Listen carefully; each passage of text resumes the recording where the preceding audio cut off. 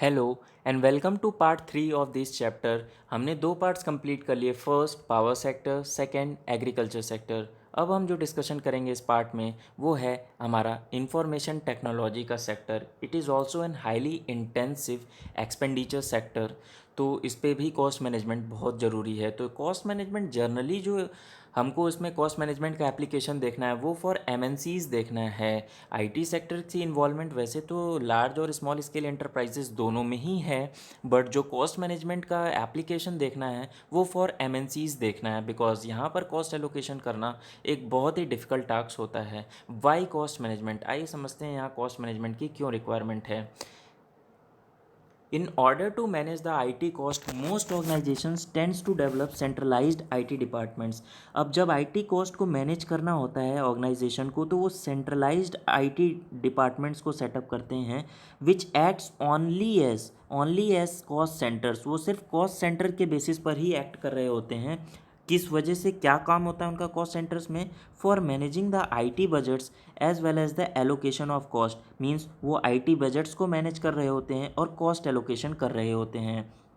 Okay, rather than only being the cost centre, अगर वो सिर्फ कॉस्ट सेंटर ही बने रह गए तो वो ऑर्गेनाइजेशंस के लिए रिलेवेंट नहीं हो पाएंगे। So rather than only being the cost centre, in order to stay relevant for the organisation, अगर आपको ऑर्गेनाइजेशनल पॉइंट ऑफ व्यू से रिलेवेंट रहना है तो आपको as an strategic partners to the business evolve होना ही पड़ेगा। मीन्स आप एक एमएनसीज में अगर आईटी सेक्टर आपने सेंट्रलाइज कर दिया, वो सिर्फ एक कॉस्ट सेंटर के तौर पर ही काम कर रहा है, तो कॉस्ट सेंटर पे ही तौर पर काम करते रह जाएगा। तो क्या होता है कि ऑर्गेनाइजेशंस क्या करते हैं, क्लाउड कंप्यूटिंग सर्विसेज अवेल कर लेती हैं, थर्ड पार्टी कॉस्ट एलोकेशंस के सर्विसेज अवेल कर लेती हैं।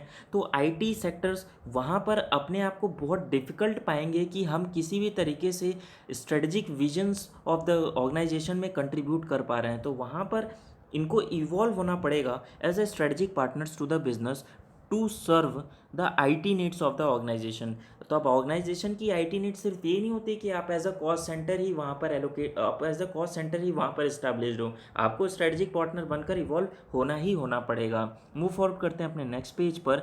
तो अब ये कॉस्ट मैनेजमेंट क्यों ज़रूरी है ये तो आपको पता लग गया।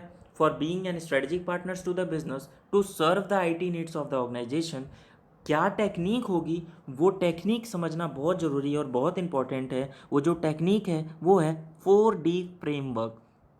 अब 4D फ्रेमवर्क इसका नाम क्यों पड़ा? क्योंकि यहाँ पर जो हम 4 पॉइंट्स डिस्कस करेंगे उसमें जो फर्स्ट लेटर होगा वो डी होगा। तो आइए स्टार्ट करते हैं फर्स्ट डी के बारे में। फर्स्ट डी क्या बोलता है? Defining the organisation vision. सबसे पहला काम जो है, आप ऑर्गेनाइजेशन के गोल को डिफाइन करो।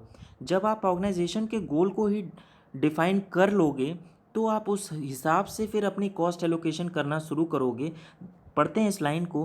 Cost needs to be aligned with the organisational goal. Means if the goal is not decided तो आप अननेसेसरी बेसिस पर कॉस्ट एलोकेशन करोगे जो उसके ऑर्गेनाइजेशनल गोल से मैच ही नहीं होगा, तो आपका जो कॉस्ट एलोकेशन होगा वो इम्प्रॉपर कॉस्ट एलोकेशन होगा। जो इसका जो कॉस्ट एलोकेशन मॉडल होना चाहिए ना, आईटी सेक्टर में जो कॉस्ट एलोकेशन मॉडल होना चाहिए वो कॉम्प्लेक्स नहीं होना चाहिए बट फ्लेक्सिबल होना चाहिए। ओके, उसके बाद जो मोस्ट रिलेवेंट कॉस्टिंग टेक्निक इसमें यूज़ होती है वो एबीसी टेक्निक यूज़ होती है। कैसे? अगर आप एबीसी टेक्निक्स यूज़ करते हैं तो जिस सपोज़ आपके पास 3 डिपार्टमेंट है, ए बी एंड सी, जिसने जितनी एक्टिविटीज़, जिस डिपार्टमेंट में जितनी भी एक्टिविटीज़ इन्वॉल्व हैं फॉर इट्स वर्किंग, उस बेसिस पर आप उस डिपार्टमेंट को कॉस्ट एलोकेट करोगे। एक और मेथड्स हो सकता है कि हार्स बेसिस पर भी आप कॉस्ट एलोकेशन कर सकते हो। मींस इसने 3 आवर्स यूज़ करे, इसने 2 आवर्स यूज़ करे, इसने 1 आवर यूज़ करे, तो आप रेशियो बना सकते हो कॉस्ट एलोकेशन के लिए 3:2:1। बट जो अप्रोप्रिएट और मोस्ट रेलिवेंट होगी वो होगी एबीसी टेक्निक। मीन्स अगर सी ने कुछ एक्टिविटी कंजम्पशन किया ही नहीं है और आप उस पर हार्स बेसिस पर आप उस पर कॉस्ट एलोकेशन कर दोगे तो ये इम्प्रॉपर कॉस्ट एलोकेशन माना जाएगा। फिर हम मूव फॉरवर्ड करते हैं अपने सेकंड डी पर। सेकंड डी है डॉक्यूमेंट द करेंट स्टेट। अब जब आपने डॉक्यूमेंट करना पड़ेगा कि आपका एग्जिस्टिंग स्टेट क्या है ऑर्गेनाइजेशन में। अगर आप करंट स्टेट को अगर डॉक्यूमेंटेशन कर लोगे तो उससे आपको मदद क्या मिलेगी, it helps in identification of gaps, अगर कोई लैकिंग है वो पता लग जाएगी, weaknesses and indicates the areas of improvement, और ये भी बताएगा कि कौन कौन से एरियाज में इम्प्रूवमेंट्स की ज़रूरत है। जब आप करंट स्टेट को डॉक्यूमेंट कर लोगे तो ये आपको बहुत ज़्यादा हेल्प करेगा आपके कॉस्ट मैनेजमेंट के लिए। फिर हम मूव फॉरवर्ड करेंगे, ये एक स्टेप है। पहला स्टेप, आपने ऑर्गेनाइजेशनल मिशन को डिफाइन कर लिया। दूसरा, आपने अभी करंट स्टेट आपका क्या है उसको डॉक्यूमेंट कर लिया, ताकि आपको रिलेवेंट चीज़ें मिल गई जिसको आपको एड्रेस करना है। फिर आप मूव फॉरवर्ड करोगे अपने थर्ड स्टेप पे, जिसको बोलते हैं डीलिनिएशन ऑफ टारगेट बिजनेस स्ट्रक्चर। अब ये डीलिनिएशन का क्या मतलब होता है? डीलिनिएशन मीन्स, नीचे लाइन पढ़िए आप, developing the target business structure for addressing the gaps and limitations identified. Second stage में आपने आइडेंटिफिकेशन के प्रोसीजर को परफॉर्म किया। थर्ड स्टेप में आप उसको एड्रेस करना शुरू कर दोगे, यहाँ से आपका इम्प्लीमेंटेशन प्रोसीजर स्टार्ट हो जाएगा। तो थर्ड डी क्या था? डिलिनिएशन ऑफ टारगेट बिजनेस स्ट्रक्चर। और लास्ट स्टेप जो है इस पूरे कॉस्ट मैनेजमेंट टेक्निक का, वो फोर्थ डी जो कहता है वो है डिसीजन, बिल्ड और बाय। अब ये बिल्ड और बाय क्या है? ये बिल्ड और buy its to be based on extensive research and on needs of all the key strategic stakeholders. जो की स्ट्रेटजिक स्टेक होल्डर्स होते हैं उनकी क्या नीड्स हैं, और एक्सटेंसिव रिसर्च जब आप कर लेते हो तो उस बेसिस पर आप ये डिसाइड करो। मीन्स आपने 3 स्टेज परफॉर्म कर लिए। पहले आपने ऑर्गेनाइजेशन विजन्स को डिफाइन कर लिया, आपने डॉक्यूमेंट कर लिया अपने करंट स्टेट को, आइडेंटिफिकेशन कर लिया क्या एरियाज ऑफ इम्प्रूवमेंट हैं, क्या वीकनेसेस हैं, क्या गैप्स हैं ऑर्गेनाइजेशन में। फिर आपने उसको एक ऐसा आर्किटेक्चर डिज़ाइन डेवलप किया जिससे आप उसको एड्रेस कर सकें। अब आप एक्सटेंसिव रिसर्च कर लिए, फिर आपने नीड्स को ध्यान रखा, जो हमारे की स्ट्रेटजिक स्टेक होल्डर्स हैं उनके नीड्स को ध्यान रखते हुए आप ये डिसाइड करोगे कि whether in house development of infrastructure, कि क्या इन हाउस डेवलपमेंट करना है या एक्सटर्नल बाइंग करनी है।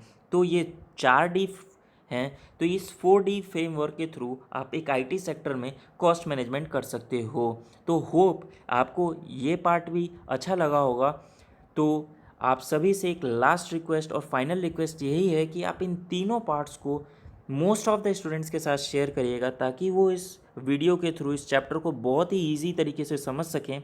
मिलते हैं अपने नेक्स्ट वीडियो में।